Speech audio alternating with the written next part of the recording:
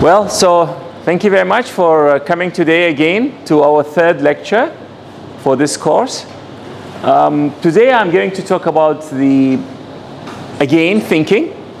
And the outline for the lecture is shown here.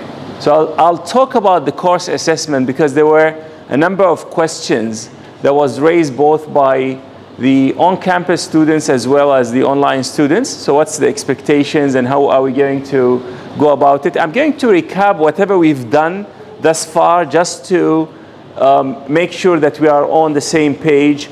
And then I will again talk about CDIO and the concept of systematic or systemic entrepreneurship. I'll talk about ideas. What do we mean by that and how do we generate them? And I'll talk about some thinking techniques and brain networking, brainstorming, and random entry and trimming, which both of them are techniques for generating ideas, which some of you may have been exposed to, but we will touch on them again. Now for the course assessment, this is the different assessment components that we are having. So some are done individually. You are personally responsible for them, and some are done in a group. So very soon I'm going to ask you for the organization chart for your project.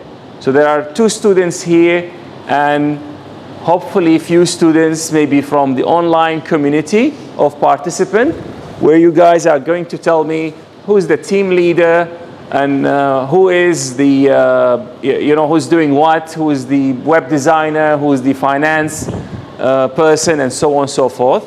So this is going to happen when I will talk about the building the team, which is going to happen next week. So next week our lecture is going to be about building teams.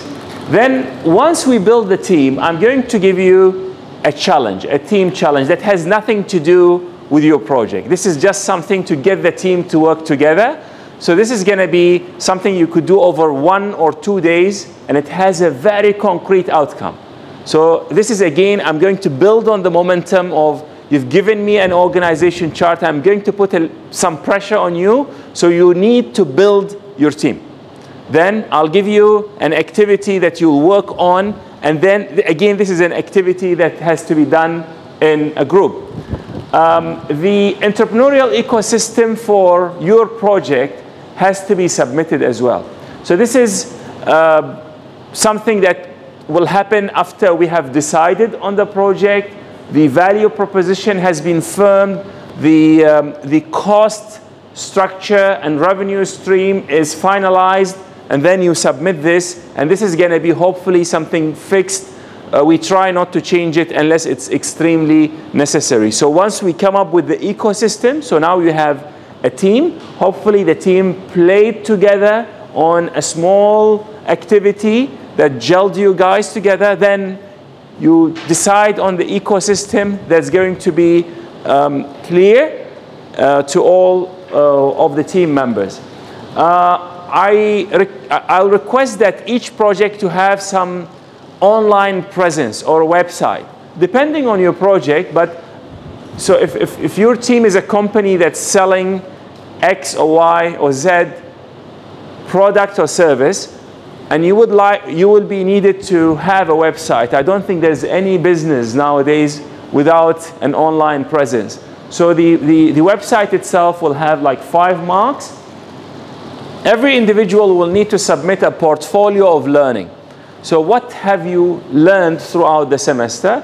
I'll leave it to you. I'll speak to you later about it, but I would like to leave it maybe to you whether this is going to be a video portfolio or a PowerPoint portfolio, but it would be a mixture of narration of the learning as well as some evidence of that learning. The key part of our module as a group is really the business plan. So at the end of the day, I would like each and every team to have a business plan that is good enough to be pitched to, let's say, a venture capitalist. So you have an idea of a product or a service, you have a team, then if I'm a person with money, I'm an investor, and you would like to convince me to put money, to invest in your venture, how are you going to get me to do that?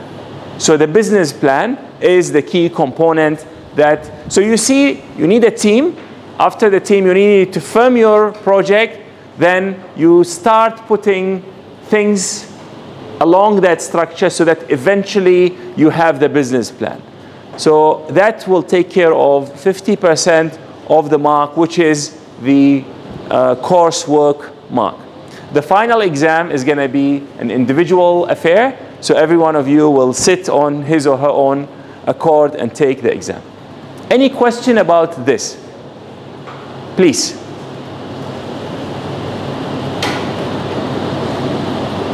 Yes? So we need to create a maybe you speak through the mic. Do we need to create a website or something? You will need to, so once you, so let's say, can you tell me what your project is? Car company. You haven't come up with it. No, so, we are a car company. A car company. Car company. So this is a car company. Let's say you are making car parts or making cars? Car. So you are making cars. Yeah. So this car company, will it have a website eventually? Yes, finally. Yes. So I would like you to design a website. So we will, as we move on, we will decide and I'll help you what's going to be in. So for example, is this a company where I can buy a car online? And I can pay for the car online? Example. So if this is this kind of company, so what kind of payment system you will use? How will you charge me through the credit card? Right. Now, is this website mainly to promote the product and see if I have any issue with the car so I could give you feedback? So if this is something that you would like to achieve through the website, what would be the mechanism that you are going to use?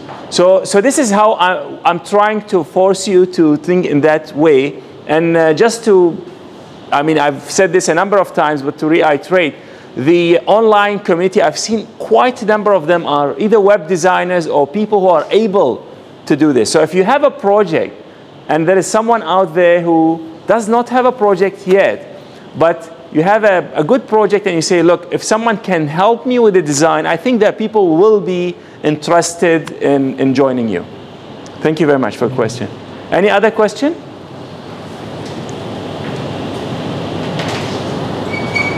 Okay, if there's no question, let me just move on to just summarize what we have done thus far. So we spoke about the entrepreneurship, and we said that entrepreneurship is really about people and is through people.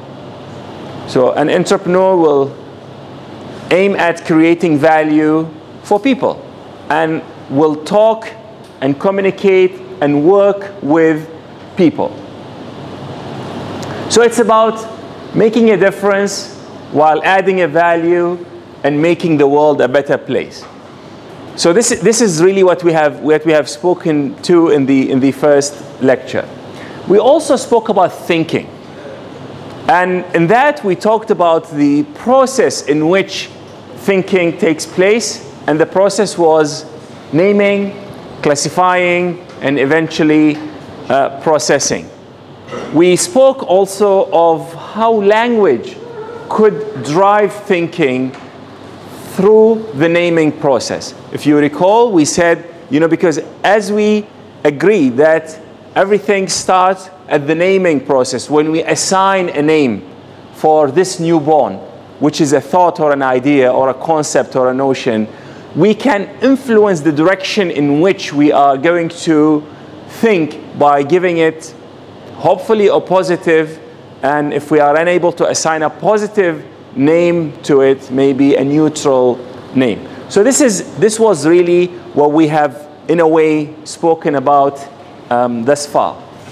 Now we also talked about the concept of CDIO, which is to conceive, then design, then implement and operate. And we said conceive is an idea that starts somewhere here. Then to design is when I start putting maybe my ecosystem together, thinking of what would the value proposition be, mainly sketches, and it's yet to really come to life. But eventually, when we start designing, putting things on papers, and eventually implementing and deploying to the world, and then operating whatever we are interested in or working on. So this is the system approach for entrepreneurship.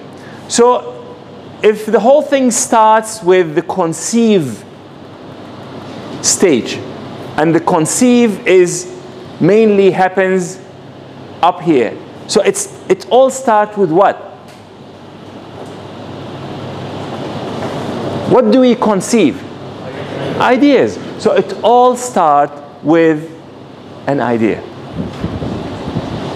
So this is extremely important.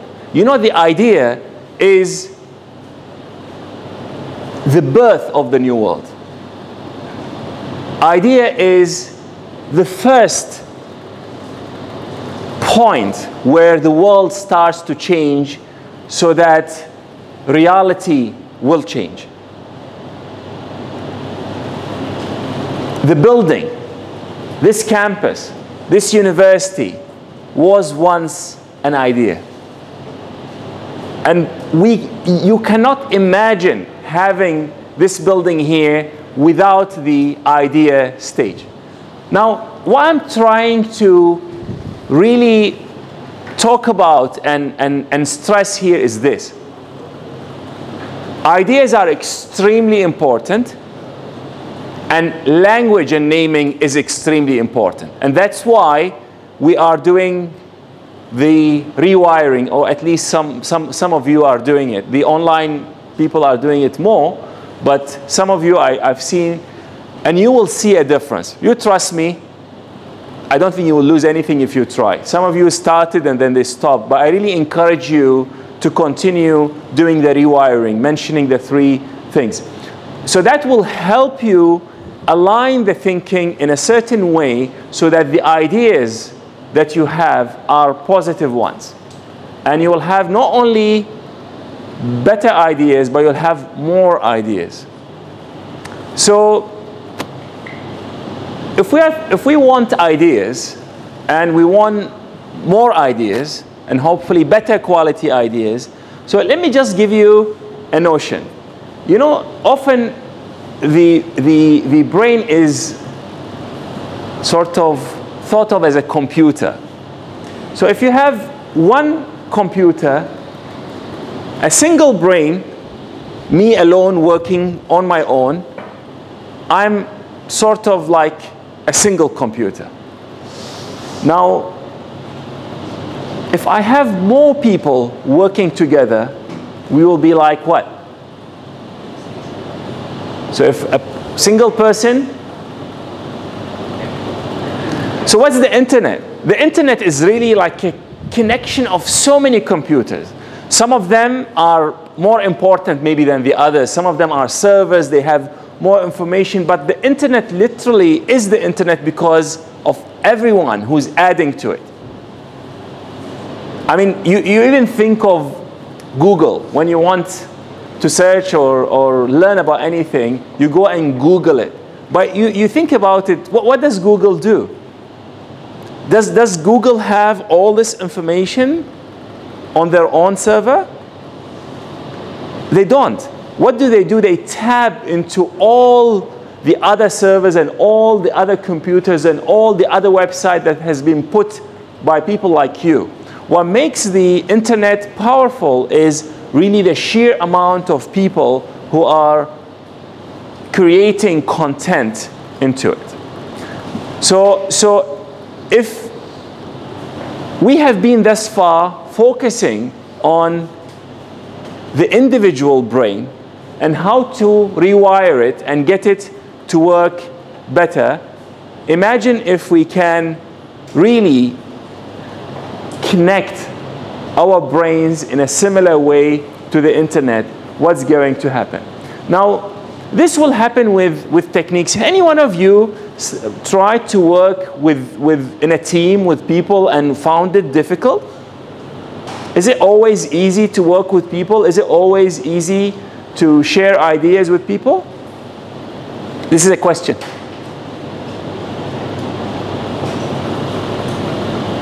Anyone could share an example with us where you've worked with someone but the outcome was you actually fought, you thought should have done it yourself, would have been much easier to do it yourself?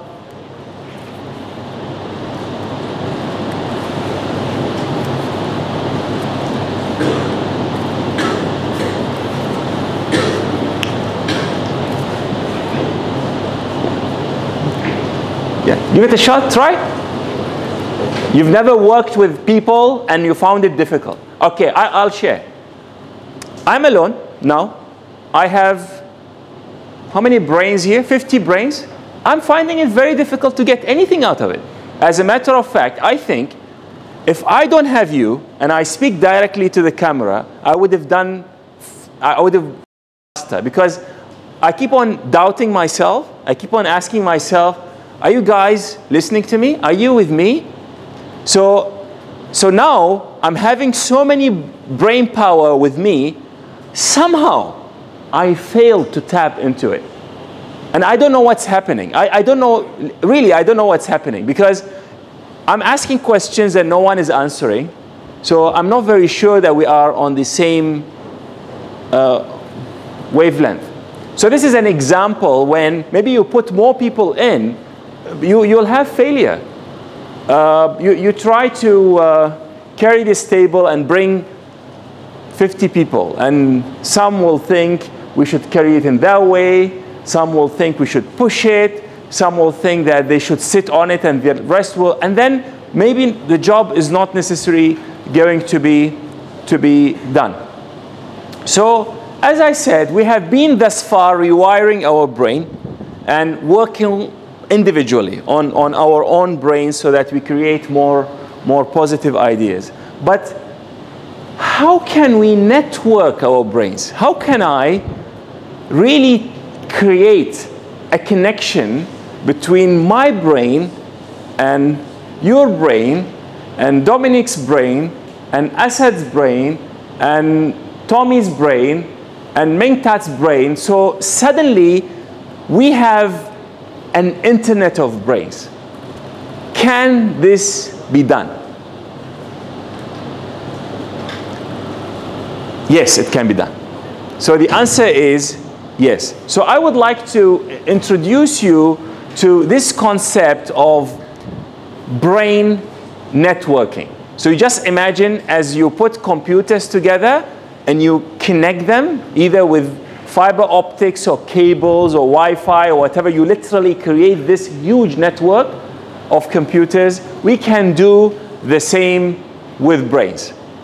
Now, it's often an art, but there is a technique, and the more we use the technique, the better we will get at it. I will try to force you to work with me and see whether we will have a better connection or maybe not.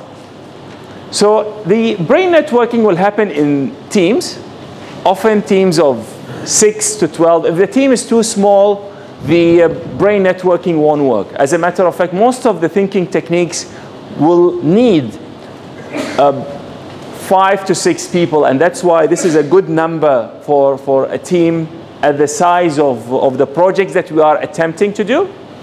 And even often, if the participants are from different backgrounds, so if you have engineers and psychologists and economists and maybe a child and even an illiterate person, that will make it even better. The more variety in terms of and diversity in the team, variety in background and diversity in the team, even in terms of gender, in terms of nationality, the better the team is, provided that you know how to network it. So, and this is, hopefully we are going to teach you the technique, and trust me, if you keep on using it, you will get better at it, as it's the case of any technique, and then eventually you will have better quality ideas, and it will improve all your interactive kind of activities. So we start with a word or an item or a picture. So let's say, if, for example, if I say, I just put this, then I will go through the room and I say, you see this, what goes into your mind? So let's say Asad says blue. Now, the person next to him has to use the word that Asad had said. Now you forget about the item. Okay? Now, Asad said blue. Now, what comes to your mind? And I just want you to trust yourself and trust your brain. So when he says blue, let's say what comes to your mind is sky. Now, the person next to him, you forget now about this, forget about the blue. Now, what you have in your brain is sky. Now, what comes to your mind, you just say it. It could be rain, it could be rainbow, it could be sun. That's entirely up to you. What you are doing here, you are contributing your IP address to the network. So don't just say, oh, after blue, what will come? There's no right answer. There's no wrong answer. If you have been thinking of a blue shirt, after a blue, maybe you'll say shirt. But you just imagine, if he says shirt, he will drive the entire process into a totally different direction. So maybe if he says shirt, and you are thinking of buying a shirt and maybe it's expensive, you will say expensive, or you say money. But if you are thinking of buying a shirt for a friend for, let's say, her birthday, you will think birthday, or you may think cake. Now, when you say cake, he may think, depending on him, he may think candle, and he may think diet. It depends on what you guys, what frame of mind you have. So what you will need to do in your team is just to trust yourself. Now, in the beginning, we will have blue. Yeah. Then as we move on, and as we connect to the network, and provided that we put an effort into connecting, then this will become quick. It will become fast. It will become a lubricated kind of process. The moment we reach this, the team is primed, the team is ready, the team can work together, the team can think. We have an internet of brains for that specific time. So this is how I describe it here. So hearing the word, the other team member mentions what comes to mind, and we carry on with this. Any question about this?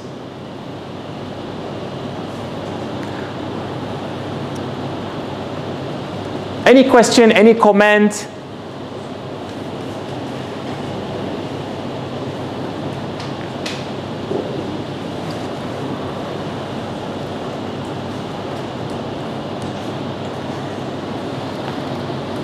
So still, because we didn't do the exercise, you are still far. Until I do the exercise, I really think that you guys are going to. So if it works, maybe we will start every session by the exercise. So we link a superpower brain, super brain, an internet of brains, so that we do our work together. Now, just like the computer, network brains are ready to collaborate. They are warmed up. The IP addresses are, there's no breakage in the connection. Doesn't say the signal is weak. It's ready. Okay, so I would like actually to start this, and it's extremely important and necessary that you guys, play along. So maybe we won't be able, I don't know, maybe you just pass the mic and let the mic do the job. Okay, do you have any questions? So I'm going actually to put an image, a slide. There'll be an image now. And I would like, maybe I start from cash. Now okay, I'll start later so you understand because you've just joined us. No, I think he just came, yeah. Cash, I can explain to him, yeah. So what you will see, I'll put an image on the screen, and then maybe starting from, we start from here. We go this way, and Cash will be the last one. Then we do it again. So what will happen, you just trust yourself.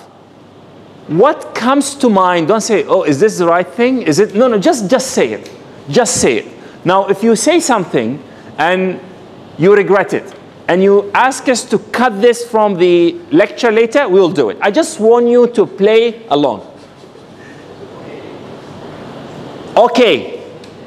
Shall we start? Yes. I can't hear you. Yes. Shall we? Yes. So let's do it. Let's do it. Okay. A cake. So that's a cake. Chocolate. Brown. Brown. Lunch. Lunch. Water. Water. Cream. Cream. Ice cream. Ice cream. Vanilla. Vanilla.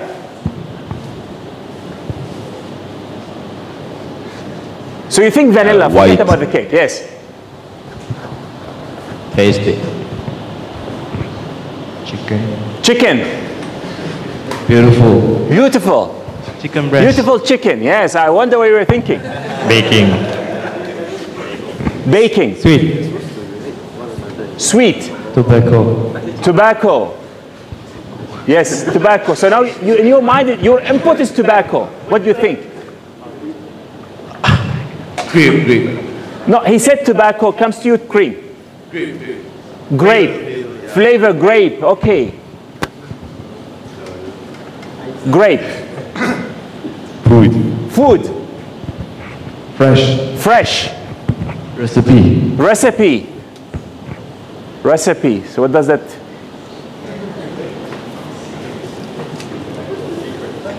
Yeah, secret. Secret. So there's a secret. Not to be told. Told. Hungry. Hungry. Creamy. Dreaming. Creamy. So hungry, creamy. So now you think of a creamy thing. Forget about the cake. Tasty. Tasty. Char kway teow. Char kway teow. Well, that's fried noodles. A spoon. Spoon. Salad. Silent. Salad. Salad. So spoon, salad. Because you're hungry, aren't you? Breakfast. Breakfast. Restaurant. Restaurant. Raw. Raw. Raw.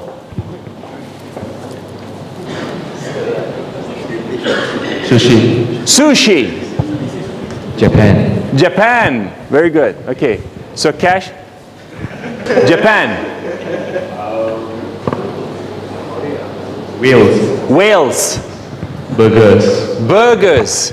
You carry on. We do it one more round. McDonald's. McDonald's. Unhealthy food. Unhealthy food. Diet. Diet. Coke. Coke. Drinking. Drink. Soft drink. Soft.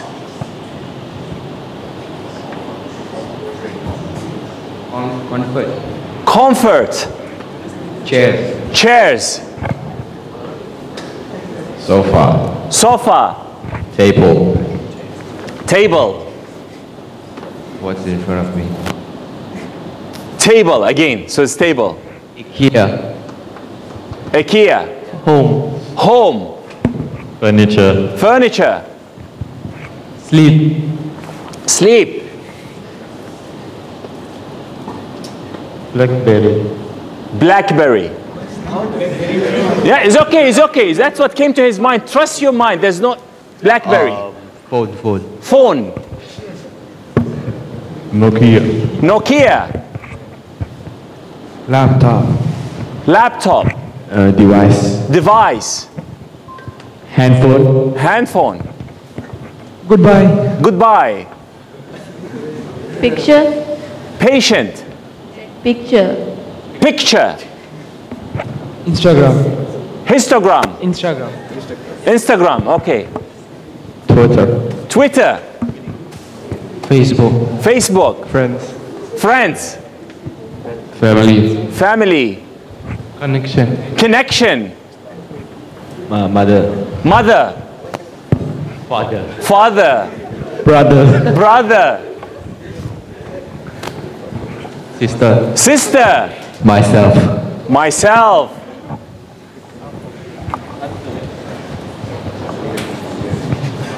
Great. Great. Awesome. Awesome. Okay, so let's, you guys are enjoying it, aren't you? Yeah, so let's stop. Okay. So we can do this. Actually, if we do this in a smaller group of, let's say, 6 to 8, and then the moment you reach that you are like, you don't need to think. Now, did you notice that the second time was a bit easier? Did you notice that, Jonathan? Okay. Now, I noticed one thing also. The second time, we actually really broke free from the image. The first time, I think you were still thinking of the kick.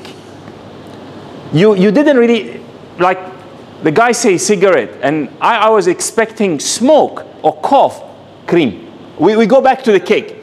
So where we started still changed us. But the second time when it comes, and I think it really when someone says Coke and soft and comfortable, then we were allowing ourselves to really say what came to mind. Now, if we keep on doing this in a team for 3-4 rounds, and the moment it becomes, in the beginning, it sounds awkward, a bit difficult, then it becomes easier, and then you actually sort of enjoying it. Because your brain wants to connect. We as human, why you enjoy Facebook and enjoy all this, social networking? Because we want to connect. We are built, wired, wanting to connect. Now, the moment your brain feels like, what I've said is okay. Not only it's okay, it influenced how the network is behaving. The word that I've put, people have built on top of it. It changed the world. The word that I have uttered changed the world, created a new reality. What I've put into the system have been processed in so many brains, and something new came out of it.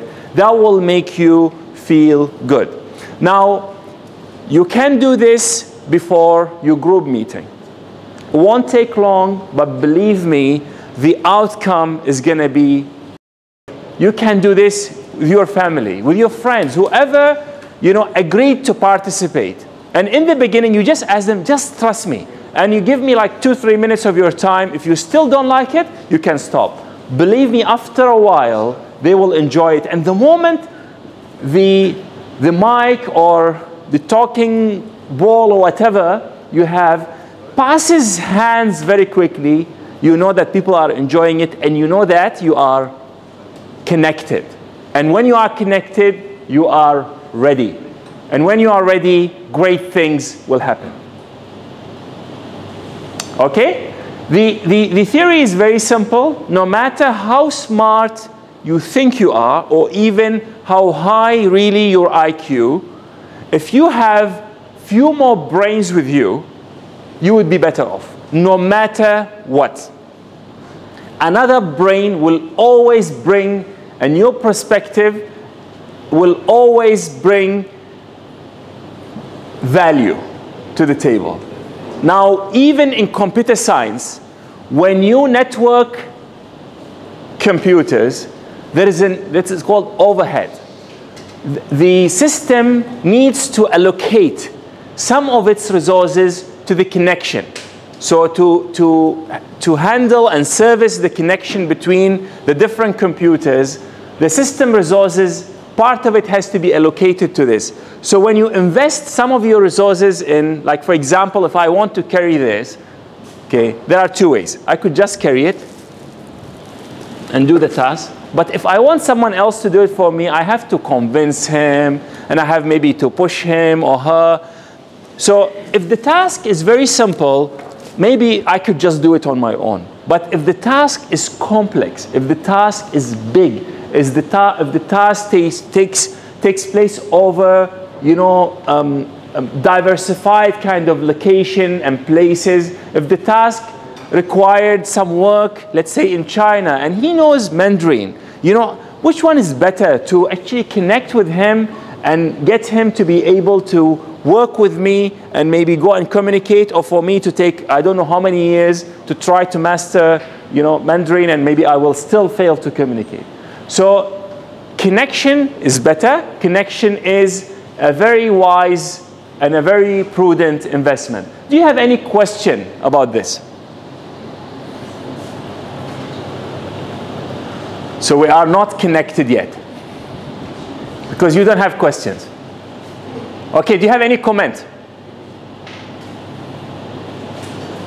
Anyone wants to share with us what he or she felt during the exercise? Any?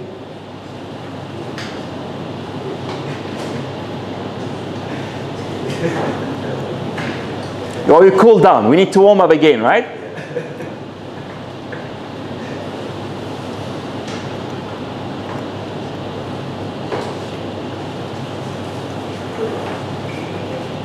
Please?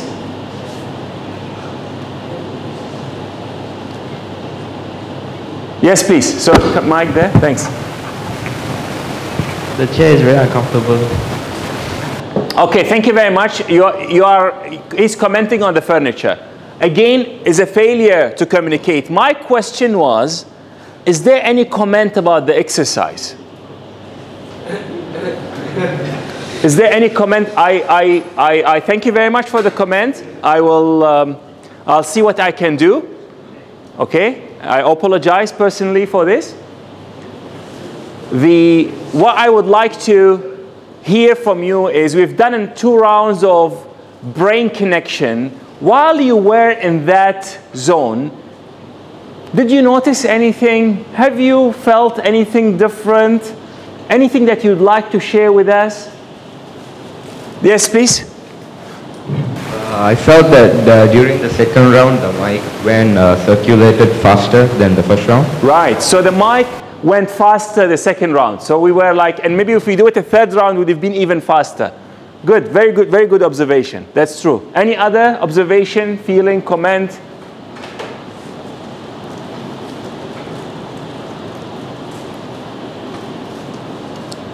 Chris, anything?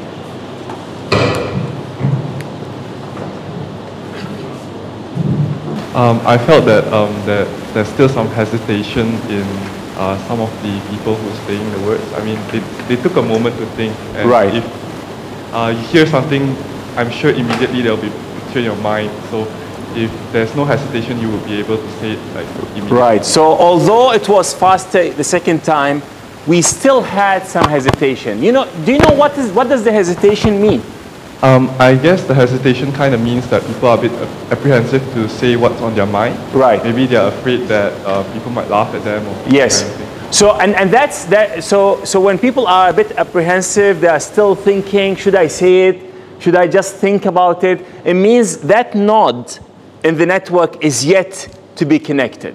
The connection is yet to be strong and robust. Now, the key thing in the team is that you should feel safe. And you should feel, you know that you'll be respected. Now, if you are thinking, when I say this, people laugh at me, or maybe they will be judging me, or what kind of person you are. What were you thinking, man? So if we keep on thinking like this, it means we are yet to be in the zone. The team is yet to really be very lubricated. Now, the moment we are holding up, the moment we are keeping things from, you know, providing it to the team, I think these are all the resources that we are upholding. And the moment we can get the moment we can get all the nodes to contribute, I think that would be the time where great connection can take place. Okay? Now, I will talk about something that is another technique. So the first technique that we talked about was the brain networking, which you can do before any activity. It, on its own, it's just you are dialing up. You are establishing the connection. So now, okay, we are connected. Now we are warmed up. You say red, I say rose. You say rose, I say flower. I say flower, you say smell. We are very connected. We are just like playing tennis or ping pong or whatever. So we are connected now. So what can we do? We establish the network. So we can, because this is about thinking. This lecture is about thinking. And also we mentioned that as entrepreneurs, everything will start with an idea. And the more ideas we have, the better the quality of the ideas that we have, the better the investment in our time. So I want to talk a bit about brainstorming. Okay. You guys have heard about brainstorming, didn't you? Who did not hear about brainstorming? Who heard about brainstorming? So what about you guys? You heard or you didn't hear? You did not hear. Okay. Can someone explain brainstorming to us the way you understand it? Maybe Dominic wants to. I guess a different person coming out with different ideas. Right. So it's a technique where different people come with different ideas. So we sit together, take coffee. You say, let's go to Japan. I say, no, Japan, I don't think is nice. Let's go America. I say, no, Japan is it something like that? Or is there any more structure to it? Have you done brainstorming? Yes, in our projects. Right. Was it useful, really? But there has to be an objective, I guess. Right. So there should be an objective. And the brainstorming that you've done, was it useful? Did it achieve the objective? Achieve our projects, yes. Right. Okay. So the brainstorming is when few people, hopefully people with networked brains, so they have done the exercise that we spoke about, they come together and try to generate as many ideas as possible. So this is actually a technique that started by Alex Osborne.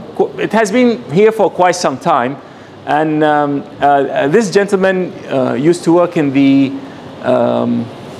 advertisement business. So he wants ideas. He wants wild ideas. He wants new ideas. And he developed a technique so that the team will be assured that if you follow the rules, you will have ideas. Now, this technique focuses on quantity rather than quality. We want as many ideas as possible, because sometimes, you know, when you are like clueless, you say, I have no idea. And that's really when you feel helpless, you don't know what to do. But if there are 1,000 ideas to pick from, so at least there are things to consider. So the rules of the technique are these. You need to have one conversation at a time. So if member A of the team is talking, the rest should listen, and better even someone to actually take note of what has been said. So we record it. We could also have it on camera, or record it, you know, in an audio format. But the best is if you have a space like this, you actually just write it on the wall or on the board. Now, the other thing is you need to really stay focused on the topic that you are brainstorming about. So for example, if we are brainstorming on a new project which is related, maybe you are interested in having a bakery, stay focused on the bakery, because there is a tendency that we go off and we will create maybe thousands of ideas that is not related to the focus. So we need to always, the moment we start to go off tangent, we remind ourselves of the focus, and then we say, let's stay focused on the topic that we are working on. Now, it's about quantity, not quality.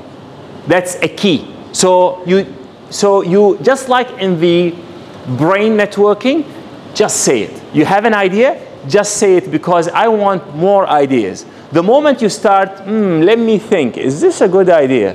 I think that's a sign that you are not performing according to this technique's rules. So you want more. The more, the merrier, even if the ideas sounds ridiculous, sounds unachievable. As a matter of fact, you need to encourage wild ideas. So if, for example, I want to go to my office and my office is across the lake, so I could walk, I could swim, yes, yeah, I could, but maybe swim is not as wild. Maybe you say, why don't you fly? Why don't we put you in a catapult and throw you at to the other end? This is maybe more wild. And then I could see you thinking now, yeah, you want to put me in a cannon and throw me there. So these are wild ideas, and they are necessary there. The role they play is when you put a wild idea on the table, it frees the minds of the rest from the chains, from the constraints that we put on us, from the hesitation that we take before, you know, we move on and say what really is in our mind. Now, we need to really defer judgment. Never criticize the idea. Never. During the brainstorming, you don't say, but you know this is expensive. You know we will never be able to afford this. But you are aware that the technology is not there, isn't it? That's wrong. You should not. You should encourage it and take note. So someone say, no, I will just download you in a machine, and I get you, or I upload you here and download you in your office. You don't say, but you know this is like, get serious. No, you don't say this. You just write it down. It's very important to trust the technique and do it in that way. Now, the last one, which is extremely important and often people miss, is to build on the ideas of others. So if someone say, I upload you here in the computer as a person, and I download you in your office, and that's the way I would like to send you to your office, while you are listening, you ask yourself, how can I have an idea that is linked to this or uses that concept? Don't just say, yeah, you know this is stupid, so let me think of something else. No, this way you won't be able to create the breakthrough. So you think, yeah, this guy say upload, download. Can I use this? Can I? Maybe I ask him, why do you want to be in your office? Or you want maybe to speak to someone there. So is it possible that you stay here and I put a camera there, and then maybe you speak to the person over the camera? So in a way, I did not upload the whole of you, but I've uploaded what is necessary of you, which is maybe your voice and your picture. Because the person over there doesn't want to hug you. He or she wants to just listen to you. So this is like how you build on an idea that was given by someone else. Now, it's very easy to just say, brainstorming, we come together and come up with ideas. Now, you will know that if you don't follow the rules of the technique, you may come up with ideas and you may not. You may end up arguing, you may end up humiliating the team member, and then they will stop giving you ideas. So I really would like you, and hopefully maybe during the tutorial session, we will try to do some exercises related to that. I would really like you to keep on the rules of each technique in your mind. So if we are doing brain networking, you just either, if you don't have a picture, you could just bring an item and say, okay, we start with this. Or you start with your phone, and then you quickly do that. Or when you do the brainstorming, you try to remember these. As a matter of fact, you can write them. And I'll show you a video later of a company that uses these techniques very successfully, and we see how we move on and using these techniques and hopefully make them part of our life. So this is how we move from the brain rewiring to the brain networking, which is tapping into the power of the team. Now, a brainstorming session will generate, let's say, 500 ideas, or 300 ideas, or 100 ideas. So what do we do next? We've generated plenty of. What is next? What do you think we should do next? Evaluate. So we need to start now saying, okay, what is the idea that is worth considering? And here, again, the entrepreneurs will have their own way. So an entrepreneur wants an idea so that this idea becomes what? It has value. So whether someone will pay for it, you can make money out of it, or you can use it to change the world somehow. So the first thing we will do is we think, is this economically viable? This idea, is it economically viable? Or can it be made economically viable? So by economically viable, we think, if I have an ecosystem, will this be part of a sustainable ecosystem, entrepreneurial ecosystem, in the sense that I could make it as a value proposition, there is a customer who is willing to pay for it, or you even use it for free, right? And there are some channels that I could build around it. So is it economically viable? The other question that we ask ourselves, is it technologically feasible? So is teleportation as a technology, is it available? Or is it expected to be available soon? If it is not, then maybe this is in the realm of research. I could go and try to research some of these wild ideas in maybe an academic setting. But to say, I will build a company to have teleportation in 2-3 years, I think this is not feasible from a technology point of view. So if you think of your iPad or your iPhone or your tablets, there are certain technology that needed to be there that Apple did not even develop on their own for this product to happen. So for example, the touch screen. Apple didn't really do it. It's a technology that they have licensed, they have purchased. But before you have the technology developed, how on earth you are going to make this tablet? And that's why the tablet happened only at a certain point in time when the technology was ready. So if it has to be an idea, something that makes a business sense, in the sense, you ask yourself, is there anyone who's willing to pay for this? As simple as that. If the answer is yes, then most likely you can find the customer and you can find the value proposition. But if this is something that people won't pay for, then you need to ask yourself twice, is this viable from an economical point of view? Then you check, is this feasible technologically? Can we do it? Is there the technology to do it? Now, if it's both, then you ask yourself, is it desirable? So if it sounds like something I could sell, but the way I'm going to put it, so people want mobile phones. I think there is a technology to build a mobile phone. And let's say your company or your idea is to come up with a new mobile phone. Now you ask yourself, what will make my mobile phone more desirable than the best-selling phones nowadays?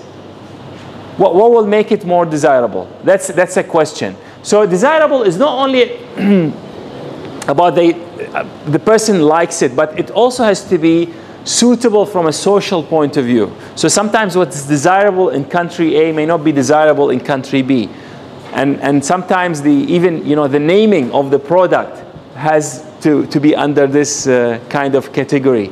So why this car is called this in Italy but called different thing in Malaysia, there are reasons for this. So these are really the three main criteria for us when we are evaluating ideas from an entrepreneurial point of view.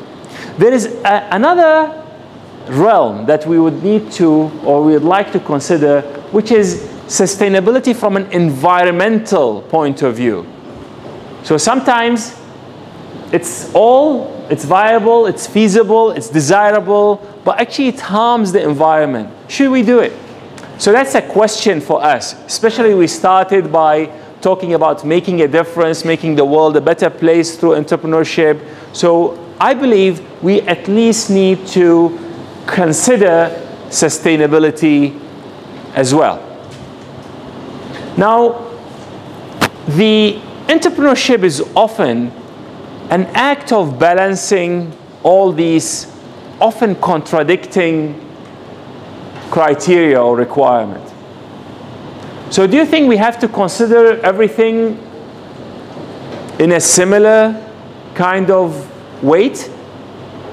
So it has to be 25% for viability, 25% for feasibility, desirability, and sustainability? What do you think? You are nodding, so would you like to just say, wait, yes, no, what do you think?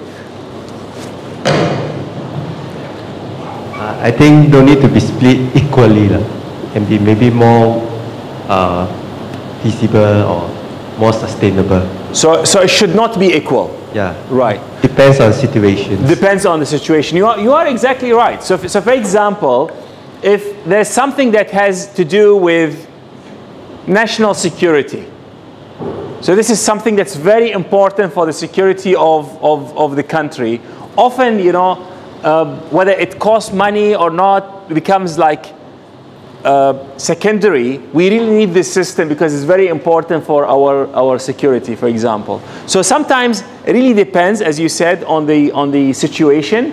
And if I'm talking about selling something into a cost or price sensitive market where people, even if you raise the price by like, $1 or so, people won't buy. So I think the economical viability becomes extremely important. You always need to see how much the people are willing to pay, because the moment you are off the chart, your business is going to collapse. So these are the things that we need to have in mind. But the key thing is, when I put the ideas, I will need to assess them based on this. So how do we do the assessment? Different people will do it differently.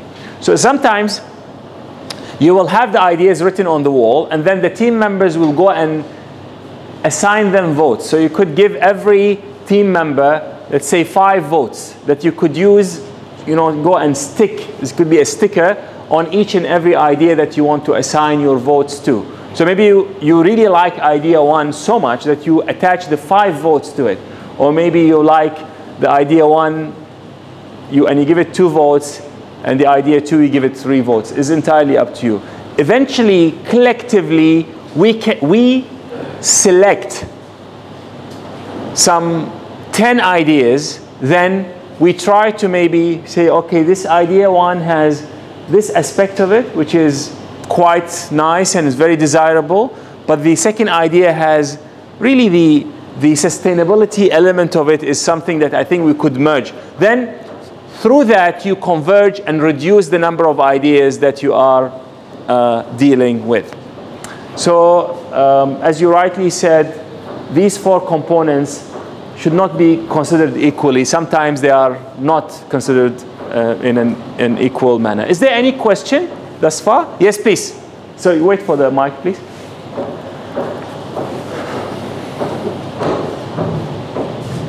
Yeah, when we have an idea, do we need to fulfill all the criteria, or any one of the criteria can be fully avoided? Let's say we have something. Yes. It's feasible and desirable, but it's not sustainable. Can we still proceed with the idea? Okay, so especially for the sustainability part, that will depend on your values. So you yourself, you may say, look, I will do only sustainable business. Anything that, no matter how much money I can make out of it, if it is not sustainable, if it leaves the environment worse than I came to it, then I won't do it. Someone else will say, no, I will do it first, and I'm sure later there will be some technology to clean it, which some other entrepreneur will make money out of it. So that's a choice. Now, the other thing is, it depends on the business you are in. Example, you are an army general, and your business is war. Sometimes, they try to say that even war can be sustainable. So, the weapons that we used is of very good quality, will have the least impact on the environment. We use biodiesel to power our, the killing machine that we use. The people can use that, but that in that kind of business, what is your concern as an army general? You have objectives, which is to destroy the enemy with the least amount of casualties at your end. So I think maybe the army general can still be maybe thinking of sustainability, but I think there are some other higher goals in his mind. This is a reality of life. So and it really depends on the situation. Yeah. But I would like really to tie it back to your value system, and sometimes the sustainability part becomes a legal requirement. So to be able to legally work in, let's say, X or Y or Z country, you need to make sure that the water that comes from your plant is fully treated. You cannot so it becomes a requirement. You have to consider it, whether you like it or not. Did I answer the question? Yeah, these are always judgment calls, and that's what the balancing of these four elements is what makes product A different from product B, and service X is superior over service Y. Okay, thank you very much. Very good question. Any other question? Okay, if you have no question, I would like to show you a video about a company that's called IDEO. Some of you maybe have watched it, but it's a very interesting video. Even for me, I keep on watching it, and I enjoy it every time I watch. So they show you how to design a product, but they use brainstorming, and you will notice that the rules of the brainstorming that I put is something that I sort of deduced from or copied from them.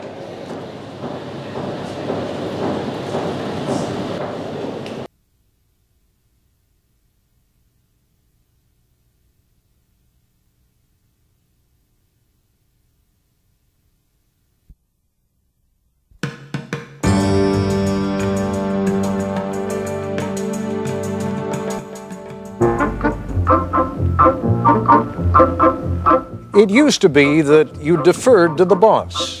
Is it the boss is always going to have the best ideas? Not likely. Here, nimble fingers, alert minds, and tireless machines. And it used to be in most companies that chaos was discouraged. This is where the crazies live. This is where we do our work. It's different. Good morning. Good morning. Used to be you were supposed to climb the corporate ladder. Good morning. Status is who comes up with the best ideas, not who's the oldest, not who's been with the company longest, not who has that biggest title. If you go into a culture and there's a bunch of stiffs going around, I can guarantee they're not likely to invent anything. You could stack us up big as you want. That's great. Thanks a lot. And we had a great time today. Well, forget the way it used to be. Tonight, the deep dive. One company's secret weapon for innovation.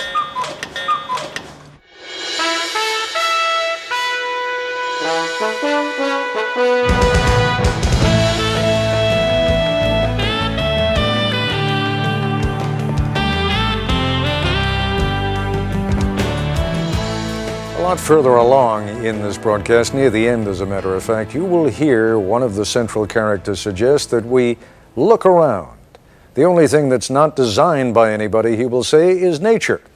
Actually, you could say the same thing by observing that the only designs that don't require constant modification are the ones we find in nature. But the point is well taken. From the buildings in which we live and work to the cars we drive or the knives and forks with which we eat, everything we use was designed to create some sort of marriage between form and function. Does it work, and can we make it look interesting or attractive? What is truly amazing is how long we tend to put up with things that may not work particularly well or may look especially unattractive simply because we're accustomed to them and because no one has ever suggested redesigning those things. There's an interesting distinction between design and invention. Whoever came up with the idea of dental floss, for example, was an inventor, but the man or woman who put it inside that clever little plastic box that lets you tear off just the right length, that was a designer. Now, how does the process of designing a better product work? And would it be interesting to watch that process? When we first broadcast this program back in February, we weren't at all sure what you would think, but judging by the number of you who ordered video cassettes of the program and the number of people who contacted the industrial product design firm that is featured in this program, you liked it a lot. Here was the premise of the program. We went to IDEO, the product design folk, and said, take something old and familiar, like, say, the shopping cart, and completely redesign it for us in just 5 days. ABC News correspondent Jack Smith tells us what happened next. 9 in the morning, day one, and these people have a deadline to meet. So welcome to the kickoff of the shopping cart project. This is Palo Alto, California, in the heart of Silicon Valley, and these are designers at IDEO, probably the most influential product development firm in the world. Designers are the reason TVs have square screens, chairs 4 legs, and toothbrushes nowadays those squishy handles. In fact, it was IDEO that designed those squishy handles. IDEO has designed everything from high-tech medical equipment to the 25-foot mechanical whale in the movie Free Willy and the first computer mouse for Apple. Smith ski goggles, Nike sunglasses, NEC computer screens. Hundreds of products we take for granted. This is called the Neat Squeeze toothpaste tube, which... You invented that. The man who runs IDEO is Dave Kelly, a Stanford engineering professor with a Groucho Marx mustache, a dad of genius, and an approach to innovation that usually works. Well, thank you, Fred. But not always. Thanks a lot. I can show you some products that failed. Came up with this idea called monster shoes, where you take these little monsters and lace them into your shoes, like this. And we built a bunch of them, and I didn't want those either. So. Mostly what IDEO designs, though, does work, and it works very well. Dave and his design teams create about 90 new products every year.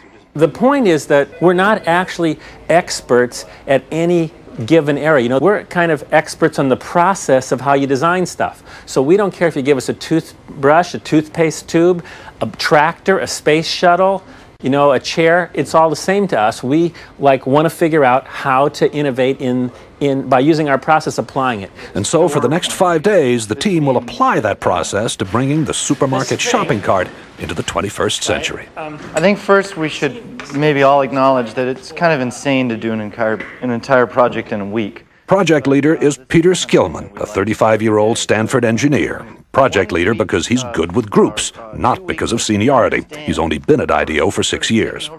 The rest of the team is eclectic, but that's typical here. Whitney Mortimer, Harvard MBA. Peter Coughlin, linguist. Tom Kelly, Dave's brother, marketing expert. Jane Fulton-Suri, psychologist. Alex Kazaks, 26, a biology major, who's turned down medical school 3 times because he's having too much fun at IDEO. Kids climbing up and doing this. Kids do that? No. Safety emerges early as an important issue. 22,000 child injuries a year, and so they're hospitalized injuries. I mean, there are many others. Not reported in the store. You actually have to go to the emergency room. That's hospitalized, right. And theft. It turns out a lot of carts are stolen. You know, what is the average life of a cart? Does it last 2 years, 5 years, 10 years? And how big is this theft thing? 10 a.m. As the team works, it becomes clear there are no titles here, no permanent assignments. And the other side says, gives us a lot of help, says, be safe. Everyone appears to be equal, and they love to mock corporate America. I'll give you status. I'll give you a big red ball on a post, and that says you're a big guy. If you got a ball, you're a senior vice president. You know, what do I care? The desk, the red ball, it's all the same.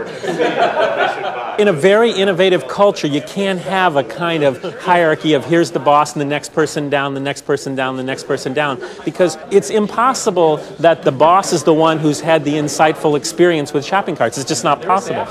According to Kelly, even employees who merely listen to the boss don't add that much either. So you gotta hire people who don't listen to you, and that, I don't think corporate America wants to hear that right yet. I think we ought to start making those lists about the kinds of questions that we're going to ask. The team splits into groups to find out firsthand what the people who use, make, and repair shopping carts really think.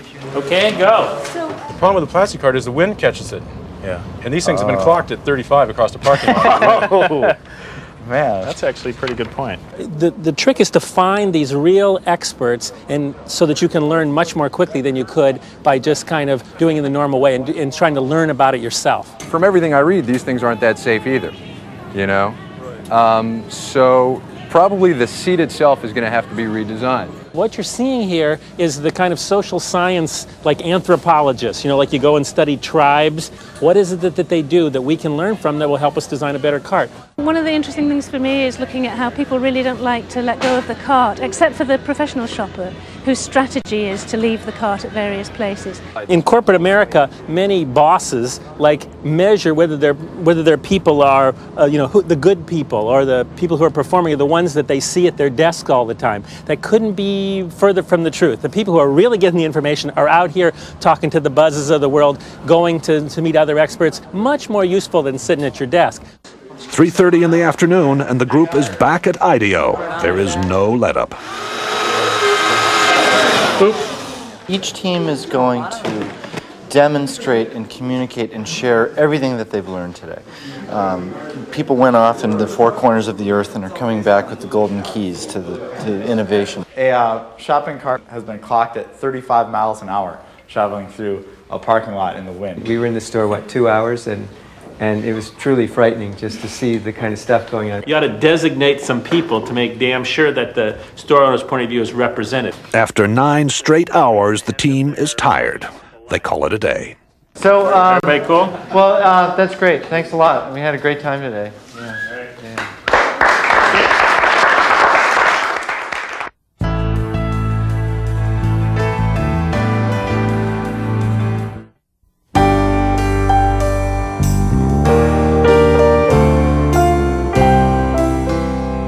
Get together and start here. Day 2 and the start of IDEO's unique brand of brainstorming. They call it a deep dive, a sort of total immersion in the problem at hand. IDEO's mantra for innovation is written everywhere. One conversation at a time. Stay focused. Encourage wild ideas. Defer judgment. Build on the ideas of others. That's the hardest thing for people to do, is to restrain themselves from criticizing an idea. So if anybody starts to nail an idea, they get the bell, you know.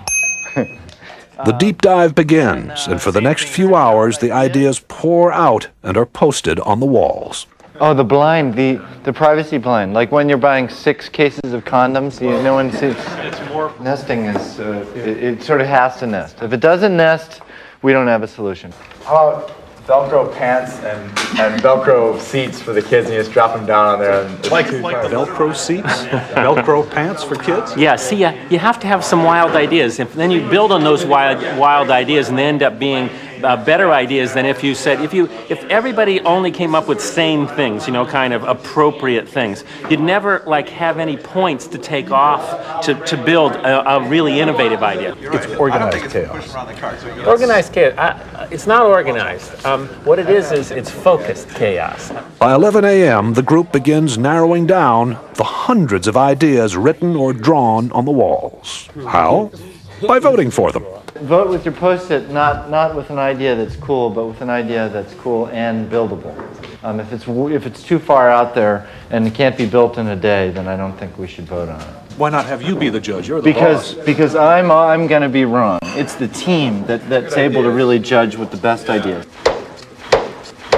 Otherwise, ideas wouldn't come out? That's right. Enlightened trial and error succeeds over the planning of lone genius. Enlightened trial and error succeeds over the planning of the lone genius. If anything sums up IDEO's approach, that is it. That and the focused chaos that seems to go with it. I take a point of view, I call it the sport utility vehicle cart. It is noon. Worried that the team is drifting, what can only be called a group of self-appointed adults under Dave Kelly holds an informal side session. We don't want to tell them what to build, or else we take away the benefit of the whole thing, right? What needs should they optimize their solution to? Yes. The purpose is to refocus the deep dive. Maybe we arbitrarily say we could do 5 teams. 4 or 5 teams. 4 or 5 teams, and we give each team a need area. Hey, can we grab everybody over to the wall here? There has to be a command decision. It becomes very autocratic for a very short period of time in defining what things people are going to work on. Like it or not, the team is told it will split into groups to build mock-ups, covering 4 areas of concern that have been identified. Shopping, safety, checkout, and finding what you're looking for. I noticed that toward the end of the process, the adults took over. Yeah, that's because we have no choice but to stop that cycle. I mean, there's if you don't work under time constraints, you could never get anything done because it's a messy process and go on forever. While the team starts building prototypes, Dave Kelly takes me on a tour of the rest of IDEO. What's happening in here is that's a client meeting. That's a first client meeting. That's the first time we met with the client. So we haven't trained them yet. if we took them straight from there into a room where music was blaring and everybody was throwing Nerf darts at each other, that would be a little hard to take. You know, so we're warming them up. But this is this is where the crazies live. This is where we do our work. It's different. You can tell whether a place is playful in about the first 15 minutes as you walk down the hall. Being playful is of huge importance for being innovative. I mean, if you go into a culture and there's a bunch of stiffs going around, they're not, I can guarantee they're not likely to invent anything. Invent anything like this futuristic-looking instrument for kids. So no matter what you do with that thing, you always sound great. You always sound good. You have to make it so that this can happen. Whoa, it didn't break. No, it didn't break. There's a whole department at IDEO devoted to toys. Turns out to be one of its most profitable areas. Fun, too. So it got these little wings, and no matter what you do, if I get in trouble here, it's always a spiral. At IDEO, they found that fresh ideas come faster in a fun place. Not only is the furniture on wheels to suit the needs of the moment, but people are encouraged actually to build their own work areas. And they were designing this space and they said to me, you know, we'd like to have, you know, $4,000 extra in our budget for a DC-3 wing. And I said, DC-3, you have to have that? And they said, yeah, they have to have it. So that's a DC-3 wing. Piece of a DC-3 wing, yeah. And that's just decor. That's decor. That's ambiance, you know, that says we're weird and we're proud of it. Umbrellas on the ceiling to shade computer screens from direct sunlight, and bicycles on ropes to prevent clutter. The first guy who hung a bike up on a thing, he didn't come to me and ask me. He didn't ask some facilities person was okay. He tried it, and then like he waited and see if anybody complained. If nobody complained, another guy hung a bike up. And pretty soon everybody's got their bikes up and nobody's complained, right? So it's that whole thing of trying stuff and ask forgiveness, you know, instead of asking permission, is the way people come up with new ideas. IDEO has such a reputation for innovation that client companies are increasingly asking Dave not just for new products, but also to remake their corporate cultures. You may be looking at the workplace of the future here. It's one thing to be able to do a product once in a while, but if you can build a culture and a process where you routinely come up with great ideas, that's what the companies really want. Okay, Peter, we're done. Back at the shop, it is 6 o'clock, and the 4 mock-ups are ready for showing. Baskets also can be, if you think you will have more volume, baskets can be put in. A modular shopping cart you pile hand baskets onto. A high-tech cart that gets you through the traffic jam at checkout. That you could mount a scanner on the shopping cart so that you as the customer, as you pull it off the shelf, would scan each item. one that's built around child safety, and another that lets shoppers talk to the supermarket staff remotely. Yeah, where can I find a yogurt? But the adults, again, decide more work needs to be done before the mock-ups can be combined into one last prototype. Why don't we have all the carts come up here for a second? I think you take a piece of each one of these ideas and kind of back it off a little bit and then put it in the design. The design is still not there. But there's another motto at IDEO: fail often in order to succeed sooner. And some of the team will be up half the night trying to put together a design that finally does work.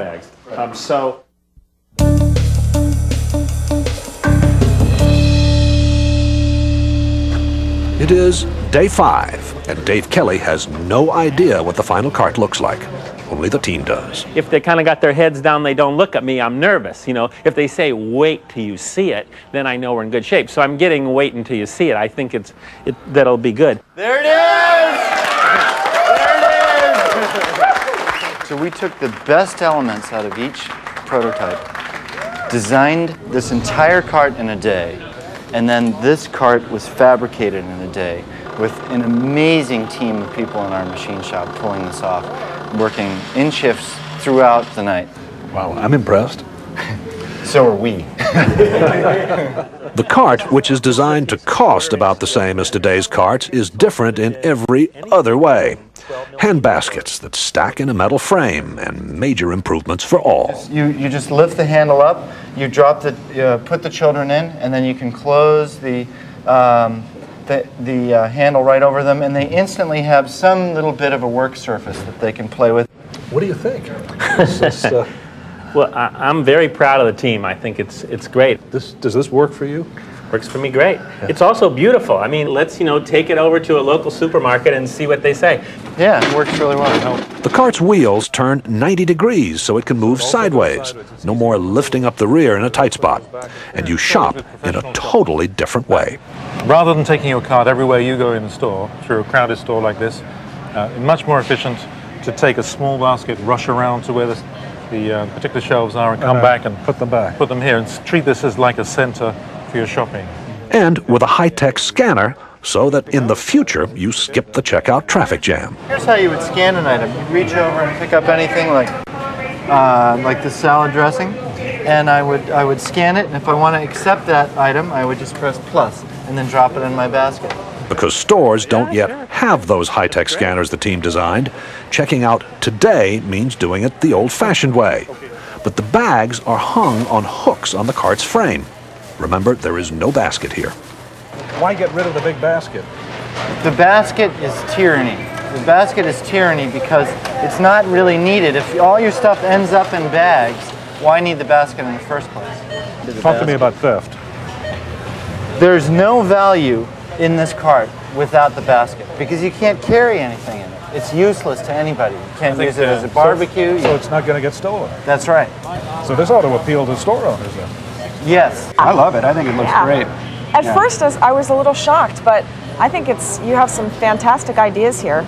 It needs a little refining, but I think that it's great. I mean, we would want them. It makes us feel great. And she also gave us some really good comments about how we can make this thing better.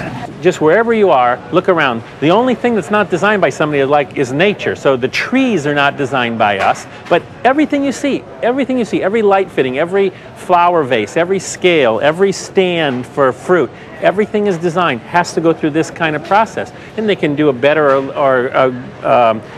or worse job of innovating or improving, but everything is designed. It has to go through this process. It wasn't this effortless, oh my God, so that's how it works thing that I saw there. It was actually hard work. It's a lot of hard work. We all love it, so it doesn't look like it's hard work, but it's a lot of hours. A lot of hours. Also, an open mind, a boss who demands fresh ideas be quirky and clash with his, a belief that chaos can be constructive, and teamwork, a great deal of teamwork. And these are the recipe for how innovation takes place. This is Jack Smith for Nightline in Palo Alto, California. I'll be back with a brief update on our story in just a moment. Incidentally, the Nightline shopping cart won a silver award in the Industrial Design Excellence Awards, and There's talk now of developing it commercially. That's our report for tonight. I'm Ted Koppel in Washington. For all of us here at ABC News, good night.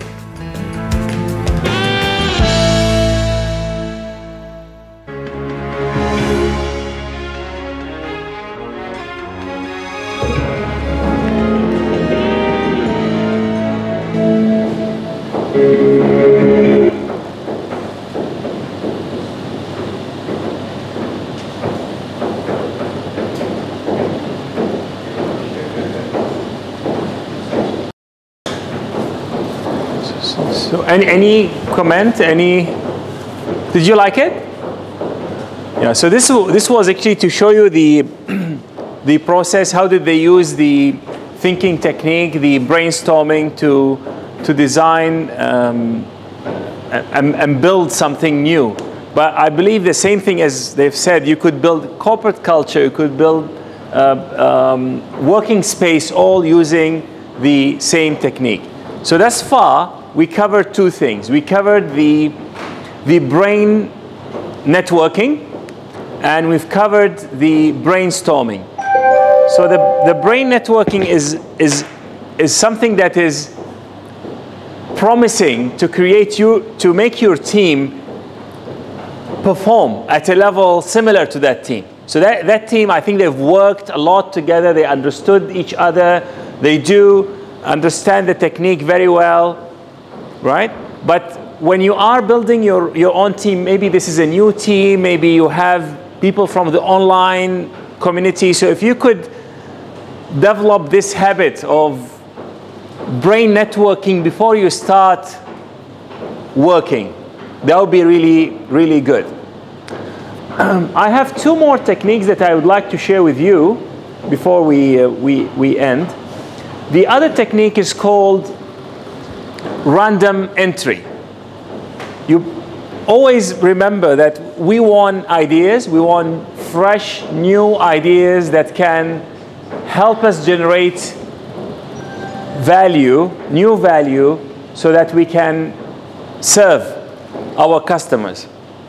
So this was developed by Edward de Bono in his book Lateral Thinking. So this is, you could read the book, and it has actually other techniques, but this is one of my favorite. So the technique works like this. So you choose a focus. What do you want to work on? Do you want to design a new cup? Do you want to design a new photocopy idea or whatever? So what do you want to create? And what is the thing that you would like to generate ideas related to? So this has to be very clear. You come up with your focus. Then choose a random object. Anything will do. It could be a picture, could be a word, could be a real object. Then you list the attributes of this object. So if my object is this mug, then it's white, it's light, it's fragile, it's beautiful if you think it's beautiful, and so on and so forth. Then you try to link these attributes back to your focus. Now what I'm going to share with you is a real example that happened over, and I think Edward de Bono was himself helping a company to find a new line of product to differentiate itself from its customers, from its competitors. So the company was making photocopy machines, so their focus was photocopying. They used to be leaders in the photocopy business, but suddenly they are everyone else is making similar product, maybe at a cheaper price. So what did they do? They said, let's start with a flower. Then so if you have flower, what are the attributes of the flower? Smell. Very good. What else? The color, the nectar. It has pollen. It could be romantic. and sorry, and soothing, yes. And then, so every time you come, let's go back one by one. So our focus is what? Our focus is photocopying. So you say, let's make a photocopying that has a nice smell. Actually, it's an idea, right? You will never, but they say maybe not. Okay, nectar, yeah, photocopying, yeah, maybe it doesn't work. Pollen, a romantic photocopying, maybe. A color photocopying, You know, that was done when every photocopier was black and white. And no one thought that photocopying could be in color. And after maybe 10 minutes, they say, yes, our company will be the first company that will produce a photocopier that utilizes color. So you put a color printer, a color picture, you photocopy it, you'll get a color. So this is how you could use it to generate a new idea. Any question about this? Okay, I'll share another technique. Some of you maybe have been introduced to this already. This technique is called trimming. So you take a process, a product, a system, anything, then break it into its individual components. So for example, this computer has a keyboard, it has a screen, it has speakers. These are the major components, the major parts that needed to make this computer work. Then trim one of the components. You just remove, say, okay, what if I take this computer and I remove the keyboard? What will I end up with?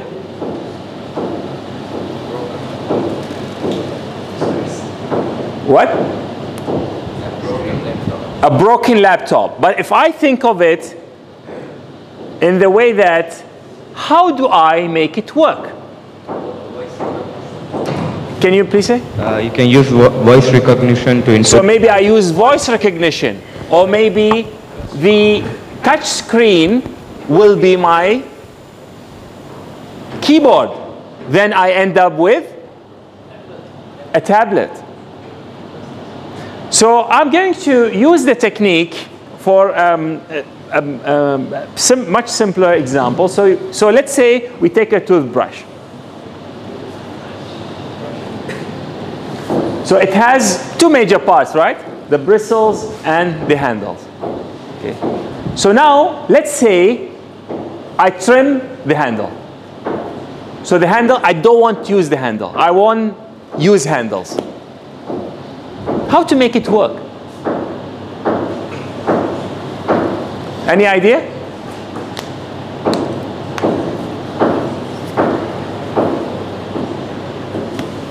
Somebody, what do you think? Okay, yes, how do you make it work? Maybe, yep. Since you like using your hand, you can like make a slot for your finger. So you put a finger into a compartment behind the bristles, and you can like that without using a handle. So something like that. Ah, yes. Yeah, and this is actually a product that normally we use to brush the teeth of babies, you know, like the mother wants to. So this is how you create something new. Now, this is not necessarily only for computers or toothbrush. I could take a process. I could take a process and trim part of it. So for example, you work for a bank and you want to apply for a loan. So what do you think the process would be for the loan application?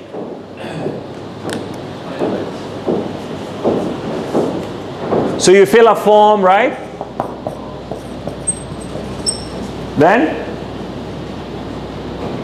you submit the form. Then what happens in the bank? So they approve. You submit, they approve. So there's a process. The process is they will assess it, right? Evaluate. Then they will communicate the results, whether approved or not approved, and then they disperse the money, right? So example, if I'm in the bank and I say, okay, I want to remove this process. But how do I still make it work? Then this will drive hopefully a team that's working together, that's brain networked, using the technique to see, how do I still make it work?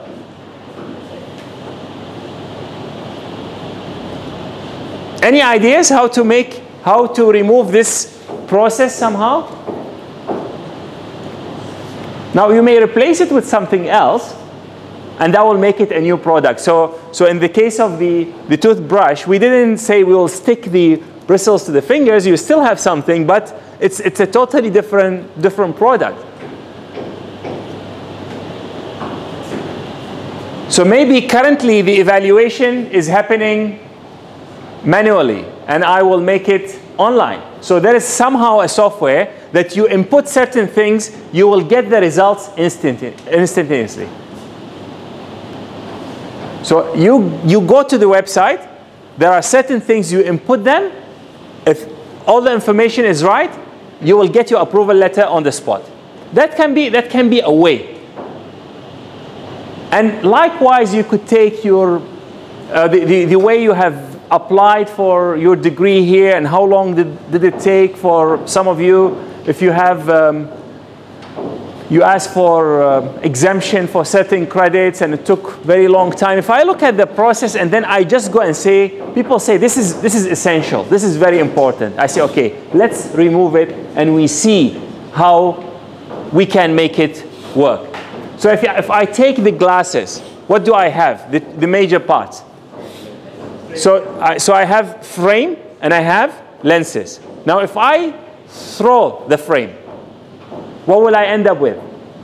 Contact lenses. So these you see, now we take the product for granted because we know that there is contact lens. But how did they think about it in the first place?